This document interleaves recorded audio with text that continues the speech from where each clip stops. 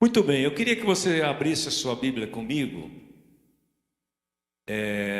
no livro de Colossenses. Eu quero caminhar um pouquinho com você aqui hoje, nesse princípio que nós começamos a falar domingo passado, sobre esta verdade aí.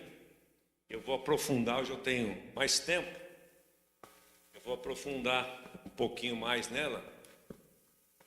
Se você não esteve aqui no culto domingo passado e nem no G100, você perdeu, mas é possível você ver essa ministração pelo nosso canal no YouTube.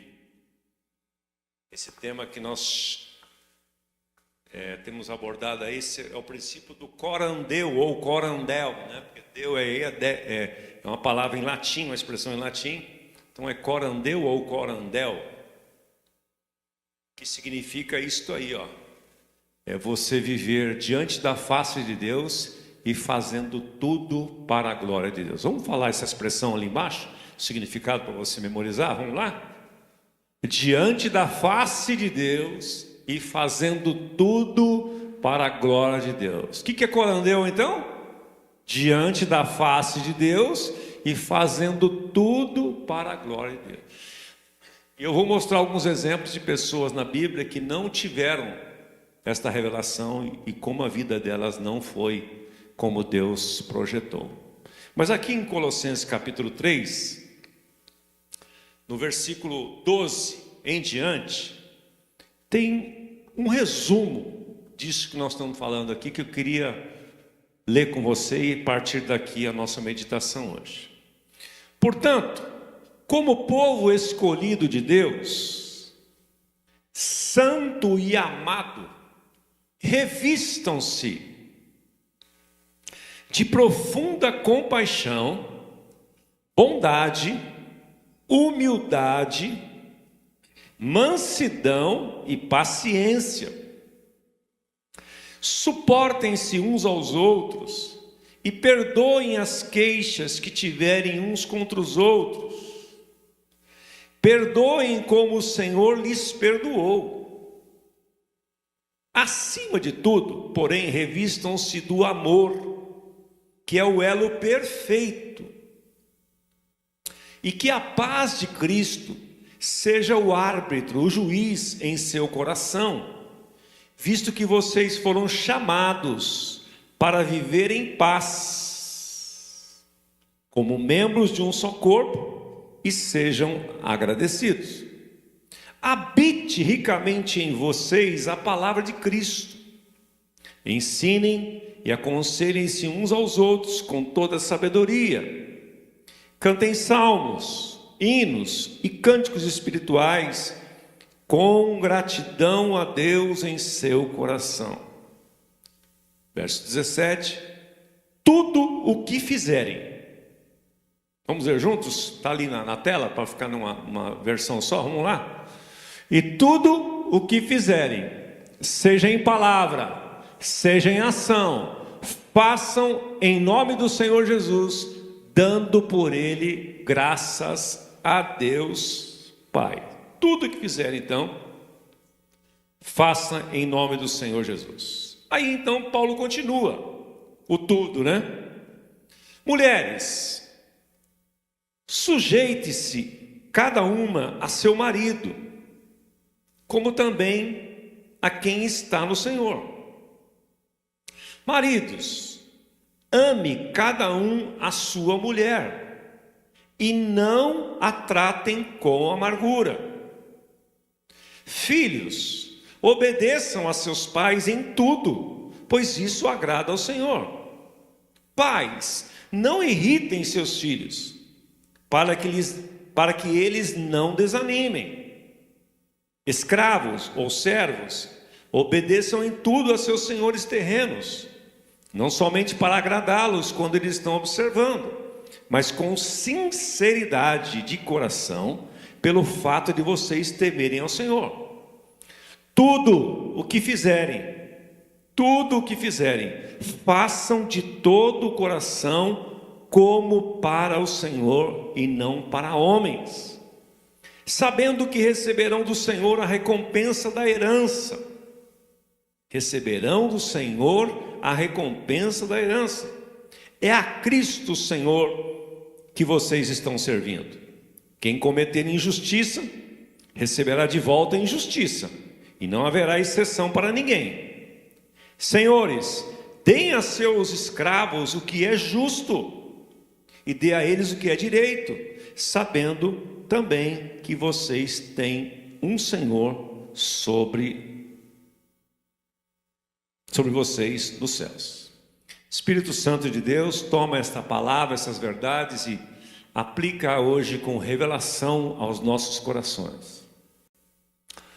Nós queremos que o nosso entendimento seja aberto, Pai, para que de uma vez por todas nós tenhamos a revelação de que estamos diante da face de Deus e que tudo o que fizermos devemos fazer para a glória de Deus, em nome de Jesus.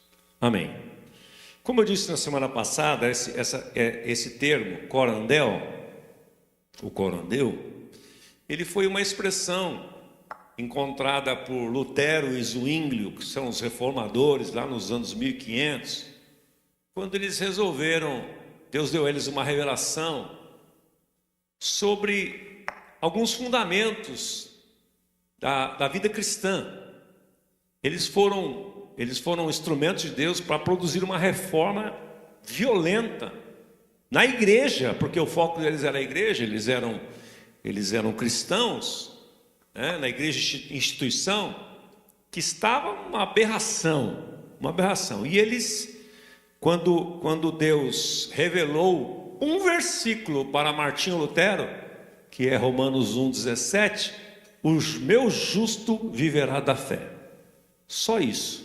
Deus trouxe uma revelação tão profunda ao coração dele, que ele entendeu que todas aquelas indulgências que estavam, aquela manipulação que hoje existe ainda, infelizmente, sobre a vida e a fé das pessoas, era voz corrente na nação e na Europa toda.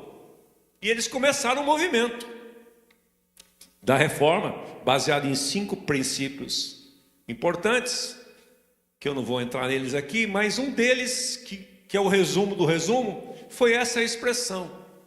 E eles começaram a bater nesse princípio do corandeu, que significa isso aí, viver com a consciência que você está na presença de Deus, e portanto, porque você está diante de Deus, Deus está olhando para você, você está vivendo diante da face de Deus, você deve fazer todas as coisas para a glória de Deus. Então, isto eles estavam resumindo o que era ser verdadeiramente um cristão. Um cristão. Isto foi tomando uma proporção. E eu fui fuçar no assunto, eu descobri que, por exemplo, a questão, isso foi tão forte no meio até da vocação, porque eles começaram a bater na tecla de que havia, porque naquela época e hoje ainda persiste uma separação entre o sagrado e entre o secular. Então as pessoas fazem essa divisão, essa dicotomia na sua mente. Por exemplo, você trabalhar de segunda a sexta no seu trabalho, qualquer que seja ele, não é sagrado. Você está lá para ganhar dinheiro. Então, está tudo certo. Então, mas hoje, domingo, dia do Senhor, então é um momento sagrado. Se você participa de uma célula, de um G100, então você é sagrado. Se você vai ministrar hoje aqui no grupo de louvor, é um momento sagrado. Mas a partir daqui que você já cumpriu a sua escala, acabou. Agora eu vou viver a minha vida. Então, isto já existia, isso se perpetua até hoje, infelizmente, por isso que é bom a gente voltar nesse ponto. E eles começaram a bater tão forte nisso, que as pessoas começaram a ganhar consciência de que a vocação que eles tinham era algo sagrado. O trabalho começou a tornar-se uma coisa sagrada para eles também, para aqueles que pegaram a visão, obviamente. E isto começou a trazer muita prosperidade para eles. E lendo um pouquinho da história, eu descobri que, por exemplo, a confecção dos melhores e mais exatos e perfeitos relógios são suíços por conta desta influência. Esta influência. Os caras trabalhavam muito com ouro naquela época e houve uma intervenção lá de alguns detalhes em relação ao ouro, e eles começaram a ter que migrar para fazer outra coisa. E um deles pensou: nós temos uma habilidade aqui para trabalhar com peças pequenas, que tal a gente fazer um relógio? Só que cristãos regenerados, cheios do Espírito Santo, estavam vivendo já essa dimensão, e eles começaram a procurar fazer as coisas com perfeição. Por isso que os relógios suíços são os mais caros do mundo e os mais perfeitos do mundo. Por conta dessa, isto ganhou uma projeção e uma visão tão clara para o mundo, que eles não baixam o padrão. Esses dias eu vi um empreendedor aqui do Brasil que estava na Suíça. Ele queria comprar um relógio lá. O cara falou: não, você tem que esperar aqui 6, 7 meses. Então a fila para ter esse relógio. Não, eu queria aquele eu ouvi falar daquela marca, eu já ouvi falar. Não, lá é 6 meses de espera. Você paga aqui uma taxa e espera. Não é assim. Então veja a que ponto chegou as coisas. Com isso eu trago para você o seguinte: se eu e você ganharmos a visão de que tudo que nós fizermos diante da face de Deus, ou seja, Deus está nos observando, e tudo que você fizer para a glória de Deus, não tem como você não prosperar. Não tem. Não existe essa possibilidade. Não existe. Se você é funcionário de uma empresa e tenha consciência, como diz o texto de Colossenses aqui, que você não está ali para fazer as coisas para agradar a homens. Você está ali trabalhando diante de Deus, diante da face de Deus. Deus está observando todos os seus atos, a maneira como você se porta, a sua pontualidade no seu trabalho, a sua habilidade, a sua dedicação. Não tem como você não prosperar. Não tem como. A maneira como você atende o cliente, a maneira que você faz qualquer coisa, fazendo como para o Senhor, a Bíblia garante que Ele, o Senhor, o recompensará. Provérbio 22, 29, põe para mim na tela, Provérbio 22, 29. É um texto que eu gosto muito dele, já tive experiências fantásticas com ele. Provérbio 22, 29. Fala sobre esta aplicação, esta diligência em tudo. Em tudo. Em tudo. Olha aqui. Você está vendo alguém que é habilidoso naquilo que faz? Ele será posto diante de reis e não estará a serviço da plebe. Na outra versão diz assim: observe um homem diligente no seu trabalho. Diante dos reis ele será colocado, não diante daqueles de baixa sorte. Então toda pessoa que é diligente, e ser diligente é isso, é você ter a consciência de que você está fazendo todas as coisas diante da face de Deus e fazendo tudo para a glória de Deus. Quando você trabalha assim, quando você serve assim, quando você é pai assim, quando você é mãe assim, quando você fica na recepção aqui, dando as boas-vindas para as pessoas, Deus é exaltado naquilo que você faz, e as pessoas são abençoadas em tudo. Cada cliente que se atende, cada pessoa, do menor ao maior, do cliente pequeno, do cliente grande, da venda pequena à venda grande. Porque através de uma venda pequena, que muitas vezes você despreza, aquela pessoa tem um contato com um cara que vai trazer um baita cliente para você. Só que você trata mal ele, faz de qualquer jeito, ele não vai voltar mais e não vai apontar você para ninguém. Então, tudo na vida. Acabei de participar agora de uma reunião com que o Ministério do Comuna Kids fez com os pais de crianças atípicas. Foi aqui às 9 horas da manhã. Tinha ali uns 10, 11 famílias reunidas. E eu vi, era para eles se apresentarem e falarem do seu filho e tal. E eles começaram, sem ninguém pedir, a testemunharem do que Deus está fazendo na vida dos filhos, na vida da família, principalmente usando você, usando os pais aqui, usando esta igreja, usando os instrutores e instrutoras ali, que fazem as coisas para a glória de Deus. E na combinação dos pais que ganham essa visão de que, como eu disse para eles são pais especiais. Porque especial aqui é no sentido de você ser acima dos demais. Porque Deus não dá uma criança atípica para um pai e uma mãe que não seja especial para ele. E que vai ser especial na vida daquela criança.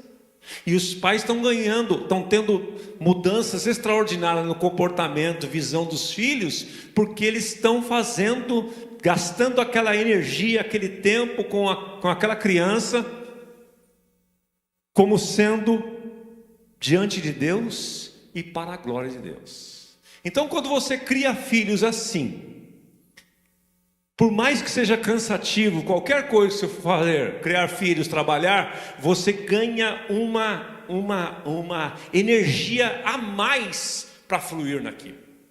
Porque você não está fazendo para ninguém. Você não está fazendo para o pastor, você não está fazendo para o líder, você não está fazendo para o seu patrão, você está fazendo para Deus. E Deus não irá recompensá-los? Deus vai falhar na recompensa? Ele vai se esquecer das suas boas obras? De jeito nenhum. Então, faça tudo para a glória de Deus, tendo essa consciência que você está diante de Deus. É o que o texto aí que Paulo fala, né, em Colossenses 3,17: tudo o que fizerem, seja em palavra, seja em ação, façam em nome do Senhor, dando por Ele graças a Deus Pai. Que aqui ele coloca outra expressão: você fazer tudo com gratidão no seu coração. Com gratidão é você ser grato. Como eu ouvi alguns pais dizendo ali, grato pelos pequenos milagres que estão acontecendo. Um pai ali comentou que descobriu que o filho dele com 5 anos, quando foi numa reunião com pais na escola, o professor, o instrutor falou assim: olha, vocês têm que saber que ninguém aqui, todas as crianças aqui, não, é comum as crianças não saberem ler e tal. E aquele pai ficou olhando: as crianças não sabem ler? Aí chamou o professor e falou: meu filho sabe ler. Não, não sabia que seu filho sabe ler. Não, mas nenhuma criança típica com essa idade lê. Falou: meu filho lê. O professor ficou impactado. E sabe como é que eles descobriram que o filho sabe ler? O filho aprendeu sozinho. Aprendeu sozinho a ler. Eles tomaram um choque quando ele pegou uma caixa de alguma coisa e leu a palavra. Ele tinha 4 anos. 4 anos. Aí eles começaram a fazer alguns testes. Ele aprendeu sozinho. Falei: tá vendo? Tem razão de chamar essas crianças de especiais, porque elas são mesmo. Tantos gênios deste mundo foram encarados com isso, né? Com esta formação. Então, e esses pais todos e todos nós trabalharmos assim com os nossos filhos, aí então você vai encontrar propósito para aquilo. Aquilo não vai ser cansativo, não vai ser chato, não vai ser maçante. Você não vai querer fugir daquela tarefa de ser mãe, terceirizar a maternidade, terceirizar a sua paternidade. Você não vai querer fugir daquele problema no seu trabalho, daquela dificuldade lá. Você vai falar: não, deixa comigo. Ninguém conseguiu resolver. Ninguém, quando fala assim, ninguém conseguiu resolver, você tem que levantar as orelhas e falar: opa, posso ter a minha experiência aí nesse negócio que ninguém conseguiu resolver? Você não tem que fugir. Porque você está fazendo todas as coisas para a glória de Deus, diante da face de Deus, e Ele será glorificado através das suas ações. Isso é maravilhoso. Então eu queria mostrar para você agora alguns princípios da palavra de Deus. Abra comigo o Salmo 139, 7. Como é que é isso? 139, 7 e 8. Esse salmo fala da impossibilidade nossa de se esconder da presença. Tem gente que pensa assim: ninguém está vendo. Ninguém está vendo, só Deus está vendo. Que ninguém me conhece aqui nesse lugar que eu estou. Estou aqui na Croácia, estou sozinho, ninguém sabe quem eu sou, nem sabe a minha língua, ninguém está vendo o que eu vou fazer, ninguém está vendo, só Deus está vendo. Olha aqui, Salmo 139, 7 e 8. Para onde me ausentarei do teu espírito? Para onde fugirei da tua face? Se subo ao céu, lá estás. Se faço a minha cama no mais profundo do abismo, lá estás também. Se tomo as asas da alvorada e me detenho nos confins dos mares, ali a tua mão me guiará, e a tua mão direita me susterá. Se eu digo, quer saber, as trevas com certeza me encobrirão. Está de noite, um lugar escuro, ninguém está vendo, não tem luz, ninguém me conhece, estou coberto aqui. As trevas com certeza me cobrirão, e a luz ao redor de mim se fará noite. Até as próprias trevas não te serão escuras, e a noite é tão clara como o dia, porque para Deus, para ti, Senhor, as trevas e luz são a mesma coisa, porque Deus é luz, nele não há trevas nenhuma, diz Tiago capítulo 1, né? Essa passagem reforça a ideia de que nossas ações, pensamentos e vidas devem ser vividas como um ato de adoração a Deus, corandeu, sempre cientes da sua presença constante. Provérbios 5:21 diz: porque os caminhos do homem estão perante os olhos do Senhor, e Ele pesa todas as suas veredas. Os caminhos do homem estão diante do Senhor, todos os seus caminhos. Todos os seus caminhos. E no Novo Testamento, texto que o Rafael citou aqui na ministração dele, 1 Coríntios 10, 31, né? Paulo dizia exatamente: tudo que fizerem, né? Fazei tudo para a glória de Deus. Quer comais, quer bebais, fazer qualquer outra coisa, fazei tudo para a glória de Deus. E eu queria... Aí então Colossenses falou aqui, o texto que nós lemos, né? Para você, mulher, cumprir o seu papel de mulher para a glória de Deus. Homem, cumpra o seu papel de homem, de sacerdote, rei, profeta da sua casa, porque você está diante de Deus para a glória de Deus. Aquela esposa que Deus te deu deve ser tratada com muito zelo, porque ela é uma filha de Deus. Uma filha de Deus. Uma filha de Deus, que Deus deu para você cuidar dela. Por isso que Paulo diz que elas devem ser amadas, e que você deve dar a sua vida por ela, fazer tudo para a glória de Deus.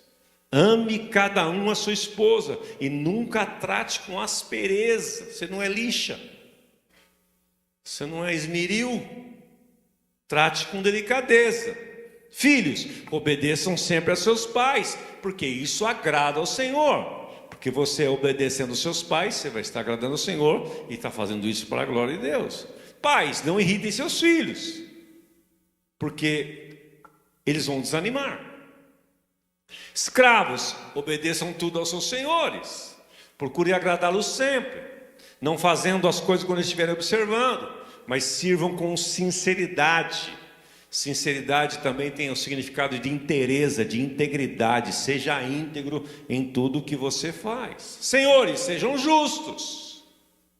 Sejam justos. Paguem um salário justo. Quando você tiver lucro maravilhoso na sua empresa, porque por colaboração e cooperação dos seus funcionários, reparta o lucro com eles. Isso é ser justo. Dê bônus para eles. Não queira só para você. E aí, eu quero agora entrar num ponto aqui de alguns exemplos bíblicos de pessoas que viveram positivamente e negativamente este princípio. Tá? Tem ali um próximo slide, por favor? Já passei esse aí. Vamos lá. Quem que viveu negativamente esse princípio? O primeiro exemplo que eu quero puxar aí é Ló. Não dá tempo de ler os textos, mas eu vou passar pela história deles mais ou menos. Quem foi Ló? Foi sobrinho de Abraão. Abraão morava numa terra chamada Terã. O pai dele era um cara idólatra, construtor de ídolos. Terá chamava o pai dele. Deus olhou para Abraão e viu nele algo especial, porque apesar dele ter um pai que era um idólatra e até artífice de construir ídolos, Abraão era um cara preservado. Ele não se envolvia com isso, sendo filho de Terá. Num dado momento, Deus olha para Abraão, dentro do projeto eterno dele, está lá em Gênesis final do 11, comecinho do 12, Deus olha para Abraão e diz assim, Deus já tinha eliminado a terra com o dilúvio, só tinha sobrado a família de Noé, ele recomeçou toda a humanidade em Noé, capítulo 6 de Gênesis, e agora chega em Abraão e fala assim, agora é hora de eu expandir. Ele chama Abraão, ele vê integridade em Abraão, ele vê que Abraão tinha consciência de que estava vivendo para a glória de Deus e diante da face de Deus, usando essa expressão aqui. Então ele dá uma ordem para Abraão, lança ele um desafio: Abraão, sai da tua terra, sai do meio da tua parentela, larga tudo isso aí, larga tudo. E vai para uma terra que eu te mostrarei, porque eu farei de você uma grande nação. E Abraão imediatamente obedeceu e saiu. No momento que ele estava saindo, o sobrinho dele, Ló, falou, vou com você. Mas Deus não falou com Ló. Ló não tinha consciência de viver como Abraão vivia. Ele pegou uma carona na vida de Abraão e no chamado de Abraão. E Abraão, um homem generoso e bondoso, devia ter alguma afeição forte com aquele sobrinho. Pensou, poxa, vou levar ele comigo. Então eles saíram com tudo que eles tinham, com gado, com bens, com tudo. E foram embora. Lá pelas tantas, capítulo 13, os rebanhos foram crescendo, tanto de Ló quanto de Abraão. Os pastores de ambos começaram a ter briga entre si, disputa de território. Aí Abraão viu aquilo e falou assim, vamos ter que resolver isso aqui. Chamou Ló, seu sobrinho, e disse para eles, Ló, não está dando certo, vamos ter que nos separar. Abraão, que tinha o corandeu como sua vivência e visão, sabia que ele estava diante da face de Deus, sabia que ele tinha uma promessa de Deus, sabia que ele estava debaixo de uma orientação de Deus. Ele chegou para Ló, está tudo em Gênesis 13, estou resumindo para você. Chegou para Ló, vamos fazer o seguinte, para você não achar que estou tirando vantagem em qualquer coisa, escolha você primeiro o lado que você vai. Se você for para a direita, eu vou para a esquerda. Primazia é tua. Ló, que não vivia com essa consciência da presença de Deus, não tinha uma palavra de Deus, não tinha vivência com Deus, provado pelas suas atitudes e pela Escritura, ele escolhe pela vista. Ele olhou, ele já devia estar de olho numa terra lá, ele olhou, diz o texto que ele olhou para as campinas do Jordão e viu tudo verdinho assim, tudo maravilhoso, e falou assim, para cá que eu vou. Sério, Abraão, que você está me dando a primazia? Pode escolher. Ele escolheu segundo a vista. Abraão ficou com aquilo que foi reservado a ele, com uma terra pior, e a outra melhor à vista foi para Ló. E Ló foi parar depois naquelas campinas e tal, aí tinha um povoado ali, duas pequenas cidades chamadas Sodoma e Gomorra.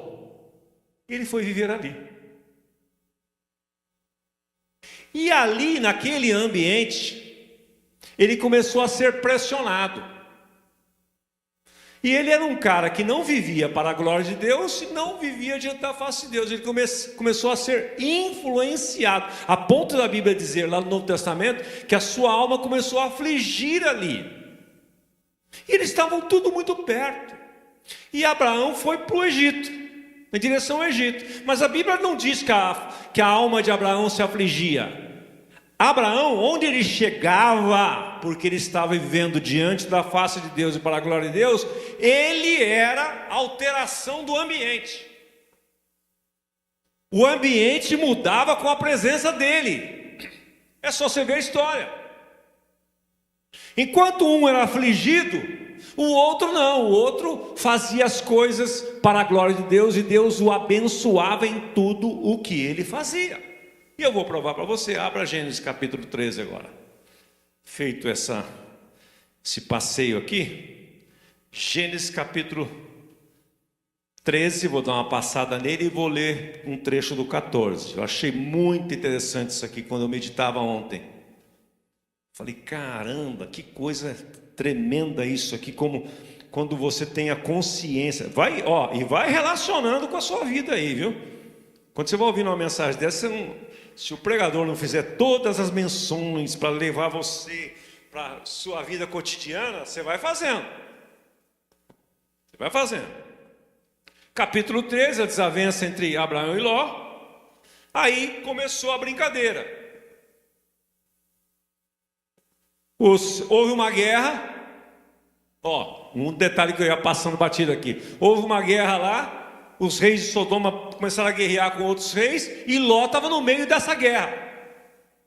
Escapou alguém dessa guerra e veio lá falar para Abraão: olha, lembra do Ló, seu sobrinho? Lembro. Como é que ele está, hein? Rapaz, está tendo uma guerra lá. Ele não vai sobreviver, não.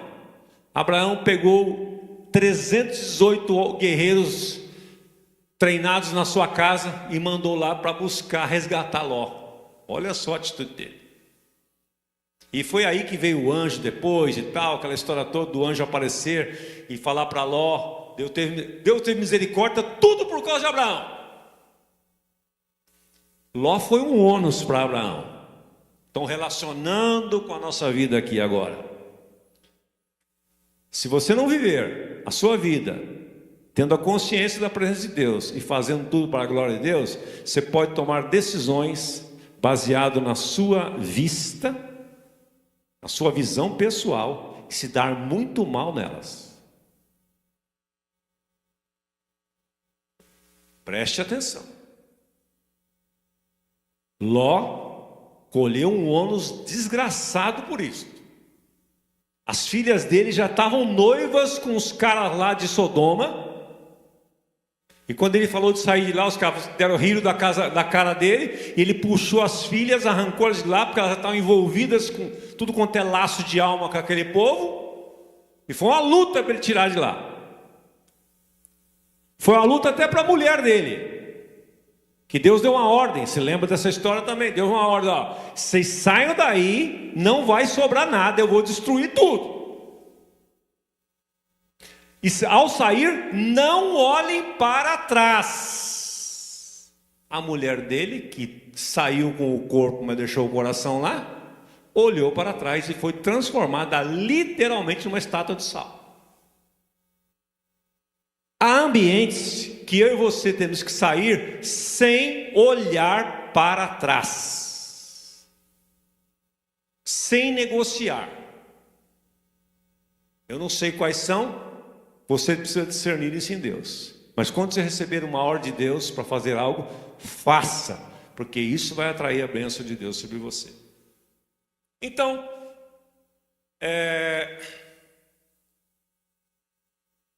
Ló socorre, Abraão socorre Ló, vai lá, resgata e tal. É agora aqui no verso 17, texto que até o nosso querido Rafael citou aqui.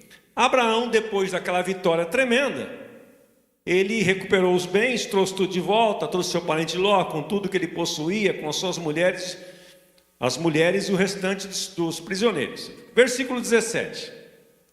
Olha o que aconteceu com Abraão aqui. Ô Danilo, dá um pouquinho mais de monitor para mim, ele está indo e voltando aqui. Eu estou percebendo que eu estou gritando mais que o normal. Eu já grito normalmente, né? Gênesis 14, 17. Vou ler esse quem é o Licite Moreira agora. Voltando Abraão da terra da vitória, melhor dizendo, sobre Quedor Laomer e os reis que a ele se haviam aliado, o rei de Sodoma foi ao seu encontro no vale de Savé, isto é, o vale do rei. Então Melquisedeque, rei de Salém, sacerdote de Deus Altíssimo, apareceu na cena ali, trouxe pão e vinho e abençoou Abraão, dizendo: bendito seja Abraão pelo Deus Altíssimo, Criador dos céus e da terra, e bendito seja o Deus Altíssimo, que entregou os seus inimigos em suas mãos. Quer dizer, quando você está vivendo para a glória de Deus, Deus entrega os inimigos nas suas mãos. Ele entrega. Você só precisa comparecer na guerra só. Não foge da guerra, não. Davi fugiu, não vamos ver ali já a situação dele. Então Abraão lhe deu o dízimo de tudo, segundo o que o Rafael já ensinou aqui para nós hoje. Olha 21 agora. O rei de Sodoma disse a Abraão: dê-me as pessoas e pode ficar com os bens. Ele tinha resgatado uma galera lá, falou assim: devolve essas pessoas para mim, pode ficar com todos os bens. Mas Abraão respondeu ao rei de Sodoma: de mãos levantadas ao Senhor, o Deus Altíssimo, Criador dos céus e da terra, juro, de mãos levantadas, ele está consciente da presença de Deus mesmo, né? De mãos levantadas ao Senhor, o Deus Altíssimo, Criador dos céus e da terra, eu juro que não aceitarei nada do que lhe pertence, nem mesmo um cordão ou uma correia de sandália, para que você jamais venha dizer: eu enriqueci Abraão. O cara queria abençoar ele, o cara queria honrar ele, o cara queria compartilhar com ele riquezas. Era o rei de Sodoma que foi até ele. Abraão falou assim: não vou aceitar nada que venha de lá. Tem coisas na sua vida, tem lugares da sua vida que você saiu, que você não tem que aceitar nada que venha de lá.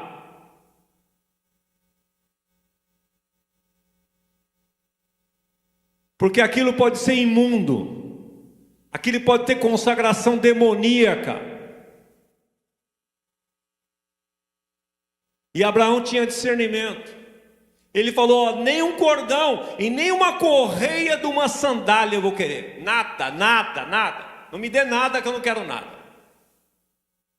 Porque você pode dizer um dia: tá vendo? Porque tem gente que faz um favor para alguém, um favorzinho desse tamanho, Odair. Nossa, aquilo parece que o cara deu 10 milhões de dólares para o cara. Por isso que eu gosto da Ed Meia, que dizia o seguinte: quem faz um favor deve esquecê-lo, e quem recebe um favor deve sempre lembrar-se. Você fez um favor para alguém? Você fez um benefício para alguém? Esquece. Não queira ficar controlando a pessoa, jogando na cara dela a vida inteira. Isso é uma coisa horrorosa. E que você que recebeu um favor, recebeu uma bênção, recebeu um benefício, nunca se esqueça. Seja grato. Então ele disse, verso 24: nada aceitarei, a não ser o que os meus servos comeram, e a porção pertencente a Aner, Escol e Manre, os quais me acompanharam, que eles recebam a sua porção. Eu não vou receber. Eles estão liberados para receber, mas eu não vou receber.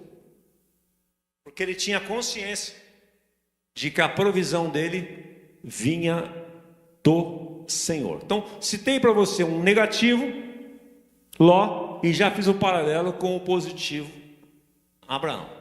Quando você vive diante de Deus e fazendo tudo para a glória de Deus, a sua recompensa virá das mãos de Deus. Das mãos de Deus, ponto.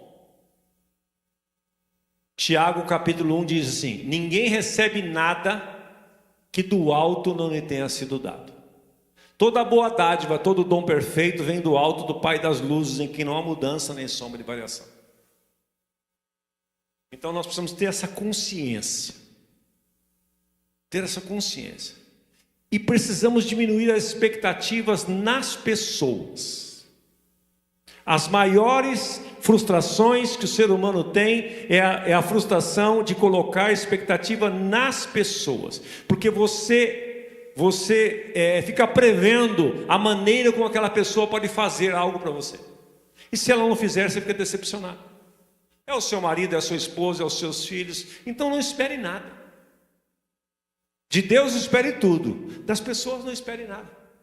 Procure apenas entesourar para elas. É assim que se vive para a glória de Deus. Um outro exemplo negativo, Davi.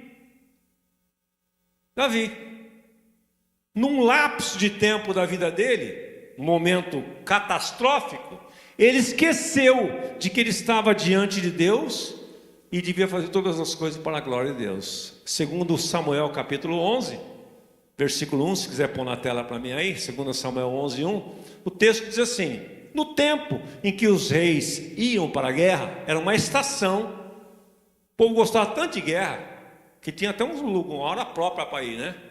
É que nem o povo lá do Oriente Médio hoje, né? Às vezes a gente está sofrendo aqui com os noticiários, eles amam uma guerra, gente. Eles não veem a hora. Eles não veem a hora de ter uma guerrinha. Sem guerra, tipo assim, está sem graça aqui. Uma loucura. Os caras têm uma ideologia na cabeça, né, Xará? Que para eles guerra, morrer na guerra é um negócio assim. É que nem os kamikazes. Então é mais ou menos assim essa cultura. E no tempo, lá o texto, na primavera, época que os reis saíam para a guerra, todos os reis saíam para a guerra. Davi esqueceu desse detalhe. Davi enviou para a batalha Joabe com seus oficiais e todo o seu exército de Israel. Eles derrotaram os amonitas e cercaram Rabá. Davi, porém, permaneceu em Jerusalém. Nessa que ele permanece em Jerusalém, ele esquece por um momento que ele está diante de Deus e que ele deveria estar no lugar onde Deus havia colocado. E ele, folgado, sem fazer nada, mente vazia, oficina de Satanás, diz aquele versículo. Não, versículo? Não é versículo, não. Mas é uma verdade. Aí ele estava lá passeando no terraço do palácio, de repente ele viu um movimento lá embaixo, numa casa mais para baixo. Uma jovem donzela, linda, corpão, sarado, tomando banho. Sei que aquela mulher foi tomar banho no terraço também, né? Não tem banheiro na casa dela? Né, Bacu? Foi tomar banho no terraço. Estava procurando também, né? Como é que é? Um aviso vai chamando o outro. Aí Davi olhou. E o rei, naquela oportunidade, ele tinha poder para qualquer coisa. Mandou chamá-la. Estou sozinho mesmo. Ninguém está vendo, só Deus. Deitou com ela. Ela estava no período fértil ainda por cima. Engravidou. Na primeira. Então foi uma desgraça de que ele cometeu, criança morreu, e aí todo o caos da vida de Davi, o maior caos que ele viveu foi aí. Por quê? Porque ele perdeu por um momento na sua vida a consciência de que ele estava diante da face de Deus e deveria estar vivendo ou fazendo o que Deus havia chamado ele para fazer. Com isso eu concluo, quando eu lembro de Davi, é o seguinte: eu sempre procuro lembrar-me disso e lembrar você disso também. Todas as vezes que você estiver no lugar errado, na hora errada, vai dar errado. Davi estava no lugar errado, na hora errada, e deu errado. Então, caos, gerou o caos aí. Outro exemplo negativo, o filho perdido, da parábola da chamada filho pródigo. ele também perdeu a consciência de que ele vivia para Deus e para a glória de Deus. Ele antecipa a sua herança. Ele foi egoísta, porque a herança antecipada naquele momento tinha conotação que o cara queria logo ver a morte do pai, porque a herança só é dada pós-morte. Então, quando ele pede a herança antecipada, é como dizendo assim: não, meu pai não tem valor, tem valor é o que ele tem. Ele pede a sua herança antecipada e se lascou também na vida. E o exemplo positivo, já falamos de Abraão, por que não dizer de José no Egito, né? José no Egito, longe de tudo, longe de todos, levado como escravo na casa de Potifar. Ele era formoso, era um jovem bonito, inteligente, e Potifar era um cara ausente da sua casa, e deixava sua mulher em casa, e essa mulher era uma mulher indecente, piriguete, e botou os olhos em José, carente, foi para cima dele, 1 dia, 2, 3, 4, 5, 6, 7, e implorava para ele: deita-te comigo. Mas José tinha consciência de que ele estava diante da face de Deus e deveria fazer tudo para a glória de Deus. E ele voltou-se para aquela mulher profana e disse assim: como pecaria eu contra o meu Deus e o meu Senhor, deitando com uma mulher que não é minha? Consciência da presença de Deus e consciência da autoridade em que ele estava sujeito. Teve o livramento que teve, e por causa dessa consciência, Deus o fez prosperar. Quer saber o que é o princípio do corandeu? Estude a vida de José, Gênesis 37 ao 50, 13 capítulos. Você vai ver o princípio do corandeu fluindo na vida de José, como de ninguém na Bíblia você vai encontrar aconteceu na vida dele. Todo lugar que ele ia, ele foi vendido como escravo. Lá como escravo, ele fez tudo para a glória de Deus, porque ele tinha consciência de que ele estava diante da presença de Deus. Foi preso injustamente. Ao invés de ficar lá se lamentando, chorando pelos cantos, ele foi o cara mais regular, o cara com maior nível de excelência naquela prisão, foi colocado para liderar todos. E lá, porque ele foi fiel nas pequenas coisas, Deus deu a interpretação dos 2 sonhos que levou ele a se cumprir-se lá na vida de Faraó, e através dele salvar todo mundo dos seus dias da fome, porque ele tinha consciência de que ele vivia para a glória de Deus e diante de Deus. Aí Daniel na corte de Nabucodonosor, Moisés que viveu 40 anos no Egito sem se corromper. Eu nunca tinha pensado nisso. Ele viveu da fase da infância até 40 anos dentro da casa do faraó. Imagine quantos deuses tinha ali, quanta adoração a Deus falso, quanta coisas profanas aconteciam ali, e ele não se corrompeu. Então é possível você viver onde você vive, ter nascido na família que você nasceu, viver no ambiente que você vive, no ambiente que você trabalha, e ser sal e luz ali, porque aliás foi para isso que Deus colocou você ali. A Esther lá no palácio de Assuero, e aí tem outros tantos exemplos, né? Vamos ficar em pé.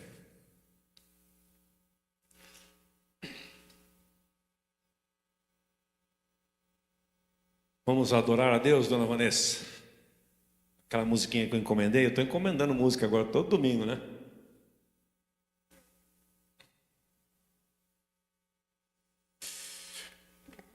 Queria que nós começamos o G100 essa semana com uma pergunta, né? Se você não esteve no encontro da célula, você perdeu essa pergunta. Eu estou aqui para tratar você com amor e misericórdia. E a pergunta que nós lançamos domingo passado, que era para ser discutida no G100, é: quais são as 2 áreas da sua vida que você precisa ter a consciência de que você vive para a glória de Deus e fazendo todas as coisas perante Deus. Então, e a pergunta que eu quero colocar para você agora hoje, para você refletir, o que você fez já esta semana em relação ao que você falou que ia fazer? Porque nós não podemos ouvir um sermão, ouvir uma palavra e ir embora para casa sem praticar nada. Isso é uma operação kamikaze, suicida. Tudo que Deus fala conosco, nós precisamos colocar em prática. Tiago disse que não devemos ser ouvintes da palavra, mas qual que é a música? Mandei para esse rapaz aqui, ontem. Quando a música... quer saber qual a música? A música é assim, ó. Quando a música esmorece, o resto desaparece. Simplesmente a ti me anseio. O Vitor toca isso aí faz desde os 15 anos de idade dele. Isso é moleza. Então, o que eu estava falando mesmo? Para ver se vocês estavam prestando atenção, né? O que eu estava falando mesmo? Eu não ouvi. Em relação à pergunta, eu esqueci mesmo, essa vez eu esqueci, não estava brincando não. Depois dos 40 anos, começa a esquecer um pouquinho as coisas, tá? Se você não, Tiago 1,22 diz assim, sede praticantes da palavra e não somente ouvintes esquecidos. Então tudo aquilo que você ouve, e o fundamento do G100 é exatamente isto. O G100 não é para o facilitador, que não é um pregador. O G100 não tem lugar para pregador. O pregador é aqui no púlpito. O G100 é o facilitador, é o dirigente que faz a facilitação do tema ali, colocando perguntas. Para quê? Para que haja prática. Senão, não funciona. Então, diante das duas coisas que você falou a semana passada, se comprometeu aqui no culto, falou no G100, o que é que você colocou em prática já na sua vida essa semana? O que é que você colocou em prática? Eu coloquei dois alvos, demandavam um pouquinho de agenda para mim. Um deles, como dependia só de mim, eu já coloquei. Já voltei a fazer. O outro, semana que vem, eu pratico ele, porque depende de uma outra circunstância. Mas o que é que Deus falou com você hoje? Se você não estava aqui, não foi ao G100, o que é que Deus falou com você hoje e que você precisa praticar? O que é que você está fazendo na sua vida que você está fazendo de qualquer jeito? Porque fazendo de qualquer jeito, você vai ter qualquer resultado. E vai ter qualquer pagamento também. Olha que legal. Ele faz de qualquer jeito. Não, vai ter qualquer resultado e vai ter qualquer recompensa. Mas quando você faz tudo, estando a consciência que você está diante de Deus, para a glória de Deus, seus resultados virão e a bênção virá da parte de Deus. É Deus que vai honrar, não são as pessoas. Não são as pessoas. Nós vamos cantar essa canção, depois nós vamos orar. Por isso, em nome de Jesus.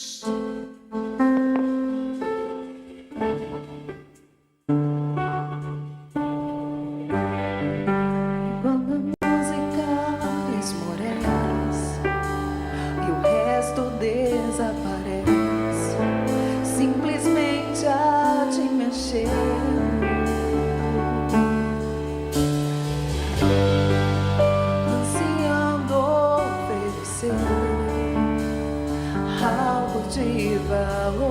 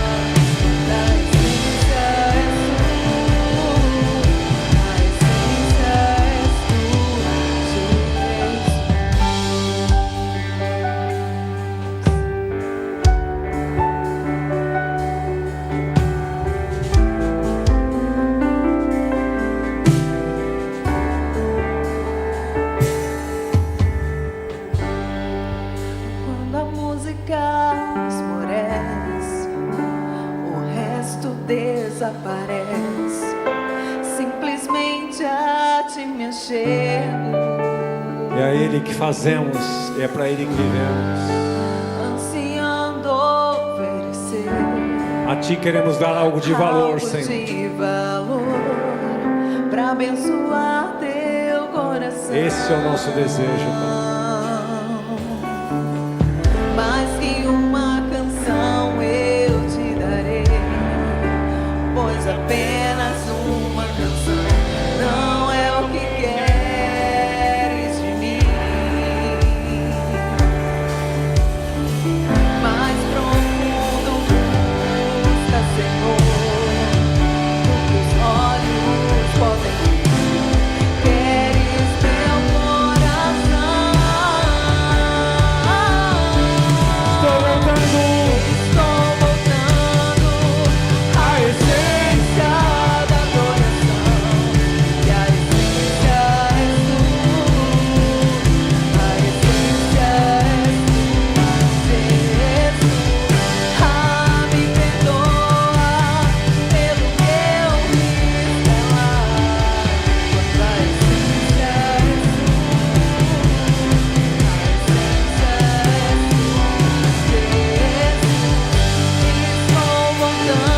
voltando à essência da adoração, e a essência és tu, a essência és tu, Jesus. Me perdoa pelo que eu fiz dela, a essência és tu, a essência és tu, Jesus. E eu estou voltando à essência, e a essência és tu, a essência. Me perdoa pelo que eu fiz, quando a essência és tu, a essência és tu, Jesus.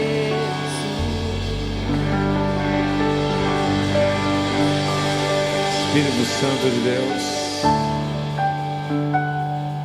perdoa, Pai, o momento que na nossa vida nós fizemos as coisas, falamos as coisas, agimos sem ter a consciência de que estávamos diante de Ti. Perdoa os momentos da nossa vida que nós fizemos qualquer ato, servimos de qualquer maneira, sem ter a consciência de que tudo o que fazemos e tudo o que fizermos devemos fazer para a glória do Senhor. Que o Teu Espírito Santo venha revelar na minha vida, na vida dos meus irmãos, aquilo que temos feito e não tem agradado a Ti. Perdoa as nossas negligências, perdoa a murmuração que tantas vezes fazemos, de pessoas ou de situações, de trabalhos que recebemos, de missões que recebemos, de serviço na Tua igreja que prestamos, e muitas vezes fazendo isso debaixo de murmuração, fazemos isso relaxadamente, de qualquer jeito. Perdoa, Pai, aqueles de nós que abandonaram coisas pelo meio do caminho, que corriam tão, como dizia Paulo aos Gálatas, corriam tão corretamente, faziam com tanto empenho, com tanto amor, serviam a Ti e as pessoas com tanto amor, e tiraram a mão do arado, Senhor. Traz de volta.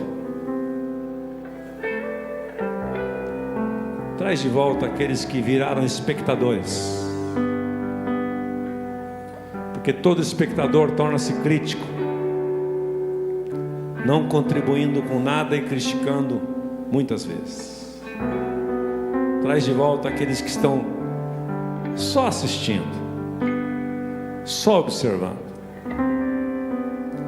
Revela a nós a consciência que no teu reino não há lugar para espectadores, somente para executores.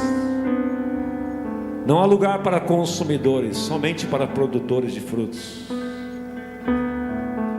Incomoda mesmo, Espírito Santo.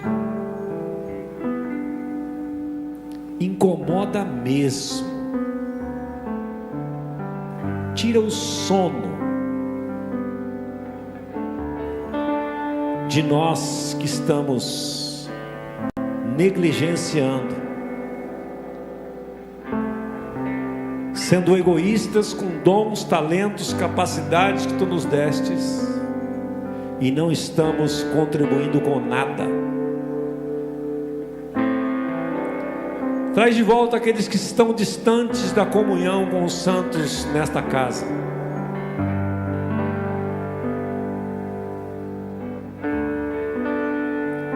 Mesmo que tu tenhas que usar um anzol para isto, Senhor, como está escrito na tua palavra, fisga-os. Eles estão se perdendo, estão esfriando na fé, Senhor. E como Ló, eles serão corrompidos pelo meio que estão. Seus valores serão mudados, serão alterados, e eu clamo a eles por misericórdia, por aqueles que estiveram entre nós e já não estão, perderam a chama do primeiro amor, estão vivendo para si mesmos.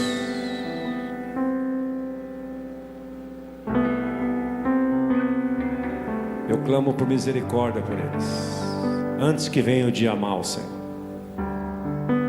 Antes que venha o dia mau.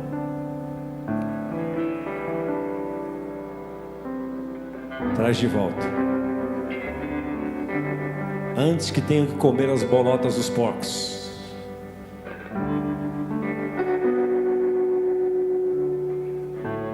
Traz de volta os filhos dessa casa que estão perdidos. Que lá onde eles estão,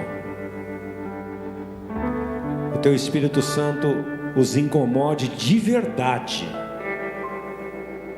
e os leve à reflexão que o filho perdido teve quando ele caiu em si e reconheceu: até os servos do meu pai, até os empregados da casa do meu pai têm uma vida mais digna que a minha. O que é que eu estou fazendo com a minha vida? Já sei, vou voltar para o meu pai, vou reconhecer, vou dizer a ele: pequei contra os céus e contra ti, não sou digno de ser chamado teu filho. Se ele me tratar como um empregado, eu já vou estar no lucro. Mal ele sabia que o pai estava todos os dias olhando na estrada, aguardando o dia que ele ia voltar. Traz de volta os filhos perdidos desta casa, Senhor. Eu faço a oração com temor no meu coração nesta manhã. Traz de volta os filhos perdidos desta casa.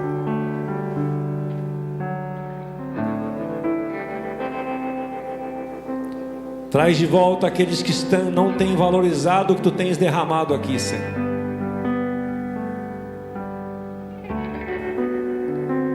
Muda esse quadro, Senhor, de nós estarmos ausentes, tão ausentes nos nossos cultos. Muda isso, Senhor.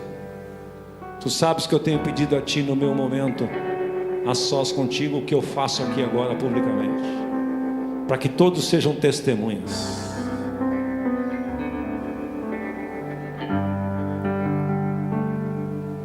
Que haja uma valorização do culto a Deus nesta igreja, Senhor.